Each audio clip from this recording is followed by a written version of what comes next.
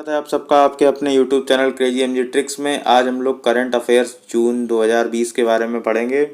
जो महत्वपूर्ण प्रश्न हैं करंट अफेयर्स जून 2020 के अंतर्गत, उसको मैंने सम्मिलित किया है। तो सबसे पहले हम देखेंगे प्रमुख अंतर्राष्ट्रीय न्यूज, कौन से अंतर्राष्ट्रीय घटनाक्रम हैं जो कि जून 2020 के लिए महत्वपूर्ण है। आइए देखते हैं।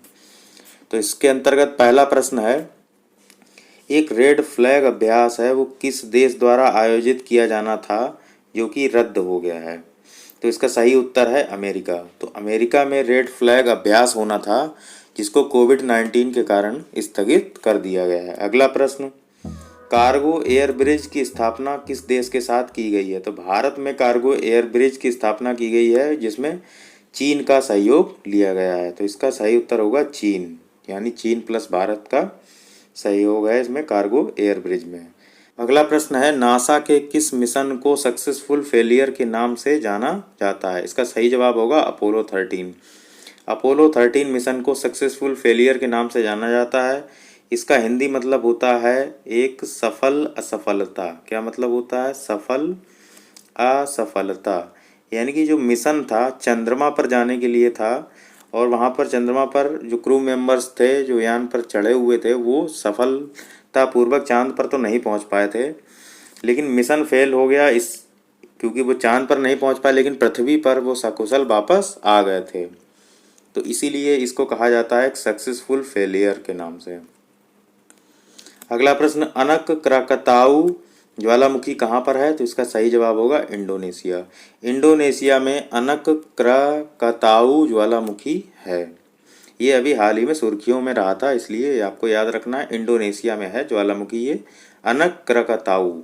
अगला प्रश्न, सियाचिन दिवस जो कि 13 अप्रैल को मनाया जाता है भारतीय सेना के किस अभियान को स्मरण करता है। तो इसका सही जवाब होगा ऑपरेशन मेघदूत।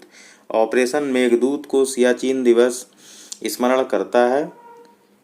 इसी अभियान के तहत सियाचिन दिवस याद किया जाता है, ऑपरेशन मेघदूत। अगला प्रश्न, अमेरिका ने किस संगठन की फंडिंग पर रोक लगा दी है। तो अभी ये खबर काफ़ी सुर्खियों में रही थी कि विश्व स्वास्थ्य संगठन यानी कि WHO की फंडिंग पर रोक लगा दी है अमेरिका देश ने। अमेरिका एक ऐसा देश है जो विश्व स्वास्थ्य संगठन को सबसे ज़्यादा फंडिंग प्रोवाइड करता है। तो इसने अभी हाल ही में विश्व स्वास्थ्य संगठन की फंडिंग पर रोक लगा दी है। अगला प्रश्न, अमेरिका ने हाल ही में किस देश को 15.5 करोड़ डॉलर की टॉरपीडो की बिक्री को मंजूरी दी है। तो इसका सही जवाब होगा भारत। तो भारत को मंजूरी दी है अमेरिका ने 15.5 करोड़ डॉलर की टॉरपीडो की। अगला प्रश्न, हाल ही में डेमो 2 अभियान को 27 मार्च को लॉन्च करने की घोषणा किसने की है। तो इसका भी सही जवाब क्या होगा? NASA, America. नासा जो वहाँ की स्पेस एजेंसी है अमेरिका की, उसने हाल ही में डेमो 2 अभियान को लॉन्च करने की घोषणा की है।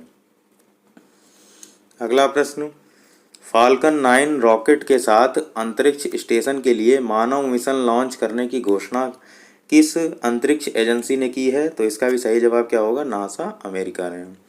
अगला प्रश्न, विश्व प्रतिरक्षण सप्ताह कब मनाया गया। तो इसका सही जवाब है अप्रैल का अंतिम सप्ताह यानी कि 24 से 30 अप्रैल को विश्व प्रतिरक्षण सप्ताह मनाया गया था। इसकी थीम थी वैक्सीन फॉर ऑल। क्या थीम थी? Vaccine for all. अगला प्रश्न, किस देश ने कोड़े मारने की सज़ा बंद कर दी है। तो सऊदी अरब। सऊदी अरब में काफ़ी कठिन कानून रहते हैं अपराध के, तो सऊदी अरब देश ने हाल ही में अभी देश में कोड़े मारने की सज़ा को बंद कर दिया है। अगला प्रश्न, किस क्षेत्र में ओजोन परत में बने 10 लाख वर्ग किलोमीटर की परिधि वाले छेद के स्वतः बंद करने की घोषणा की गई है। तो आपको पता है कि ओजोन परत, ओजोन छिद्र है वो कहाँ पर है, कहाँ पर देखा गया है? ये आर्कटिक क्षेत्र में है। तो आर्कटिक क्षेत्र में जो ओजोन छेद है उसके स्वतः बंद होने की घोषणा की गई है। ये आर्कटिक क्षेत्र है। अब देखते हैं, ये हमने देख लिया प्रमुख अंतर्राष्ट्रीय खबरें। अब हम देखेंगे कोविड-19 से संबंधित प्रश्न जो कि जून 2020 के लिए महत्वपूर्ण है। इसके अंतर्गत पहला प्रश्न है कि कोविड-19 के चलते करुणा पहल किसने शुरू की है। तो ये केंद्रीय सिविल सेवा के अधिकारी हैं, इन्होंने हाल ही में कोविड-19 के चलते करुणा पहल की शुरुआत की है। अगला प्रश्न, भारत के कितने जिलों में राष्ट्रीय कोरोना सर्वेक्षण किया गया? तो अभी हाल ही में भारत के 410 जिलों में कोरोना सर्वेक्षण किया गया। अगला प्रश्न, NCOVSE क्या है? यानी कि NCO को वैक्सीन इसको कह सकते हैं। ये कोविड-19 के लिए एक मॉड्यूल परीक्षण है, ये आपको याद रखना है। एनको वैक्सीन क्या है? कोविड-19 के लिए मॉड्यूल परीक्षण है। अगला प्रश्न, किस राज्य ने सबसे पहले रैपिड एंटीबॉडी टेस्ट शुरू किया है? तो इसका सही जवाब होगा राजस्थान। तो राजस्थान राज्य ने सबसे पहले रैपिड एंटीबॉडी टेस्ट शुरू किया है। इसके अलावा आपको याद रखना है कि सबसे पहला जो कोरोना मुक्त राज्य हुआ है वो क्या हुआ है? गो। तो इसको याद रखने के लिए आपको पता है कि गो कोरोना एक चल रहा था कैंपेन, गो कोरोना। तो कोरोना गो, तो गो से क्या हो जाएगा?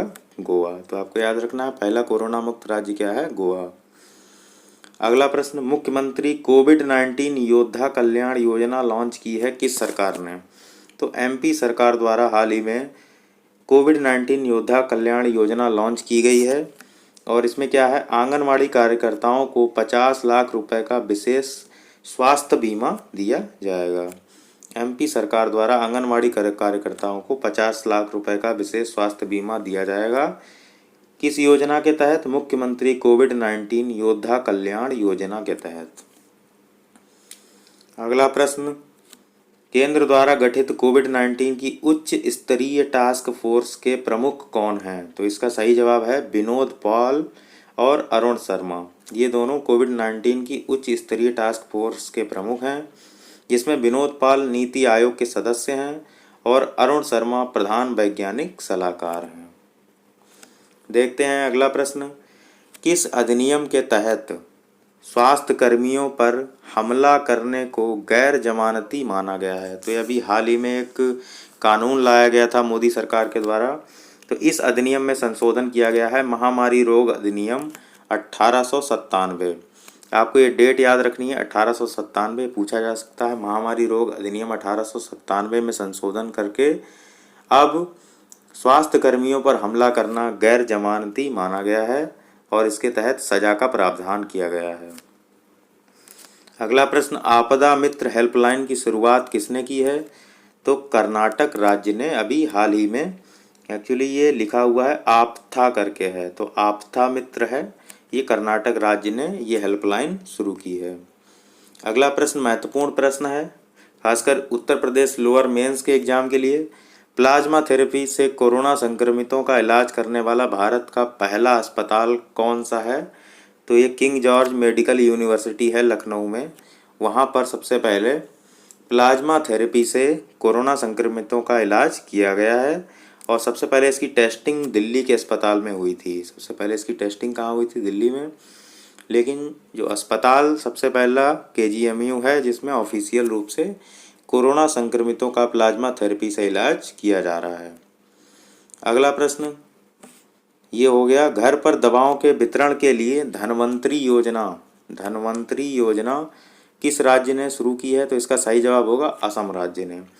तो असम राज्य ने हाल ही में धन्वंतरी योजना शुरू की है, यह आपको याद रखना है। अब हम देख लेते हैं प्रमुख राष्ट्रीय घटनाक्रम जो जून 2020 के लिए महत्वपूर्ण है। देखते हैं, 24 अप्रैल पंचायती राज दिवस के अवसर पर प्रधानमंत्री मोदी ने ग्रामीण क्षेत्रों के लिए स्वामित्व योजना लॉन्च की है। कौन सी योजना लॉन्च की है? स्वामित्व योजना। वेरी वेरी इंपॉर्टेंट प्रश्न है ये। 24 अप्रैल पंचायती राज दिवस आपको याद रखना है और स्वामित्व योजना उस दिन लॉन्च की गई है। और इसमें कौन कौन से राज्य शामिल किए गए हैं? उत्तर प्रदेश, मध्य प्रदेश, उत्तराखंड, कर्नाटक, महाराष्ट्र और हरियाणा। तो ये 6 राज्यों में शुरुआत की गई है और इसके साथ साथ एक पोर्टल भी इन्होंने लॉन्च किया है जिसका नाम है ग्राम स्वराज पोर्टल। उत्तर प्रदेश के किसी भी एग्जाम के लिए ये वेरी वेरी इंपॉर्टेंट क्वेश्चन है। पंचायती राज दिवस के अवसर पर कौन सा पोर्टल लॉन्च किया गया है? ग्राम स्वराज पोर्टल लॉन्च किया गया है और स्वामित्व योजना लॉन्च की गई है। ये प्रश्न पूछा जा सकता है। अगला प्रश्न, विश्व जल दिवस जो कि 22 मार्च को मनाया जाता है, इसकी थीम क्या रही? तो इसकी जो थीम है जल और जलवायु परिवर्तन। जल और जलवायु परिवर्तन विश्व जल दिवस की थीम थी।